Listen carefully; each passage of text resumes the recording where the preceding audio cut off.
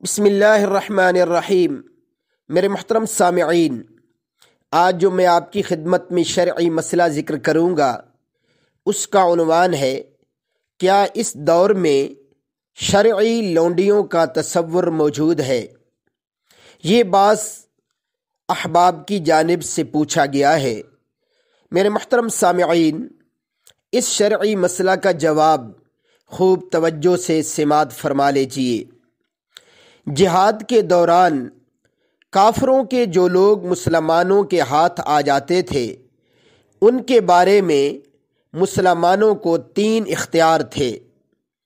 ایک یہ کہ ان کو معاوضہ لے کر رہا کر دیں، دوسرے یہ کہ بلا معاوضہ رہا کر دیں، تیسرے یہ کہ ان کو غلام بنا لیں۔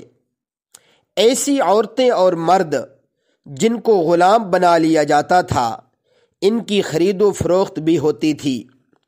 ایسی عورتیں شرعی لونڈیاں کہلاتی تھیں، اور اگر وہ کتابیاں ہوں یعنی کسی کتاب کو ماننے والی ہوں، کسی آسمانی کتاب کو، یا بعد میں مسلمان ہو جائیں تو آقا کو ان سے جنسی تعلق رکھنا بھی جائز تھا، اور نکاح کی ضرورت آقا کے لیے نہیں تھی۔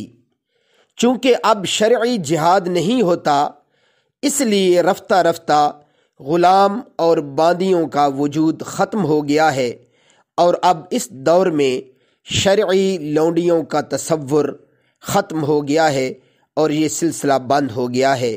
وآخر دعوانا ان الحمد للہ رب العالمین۔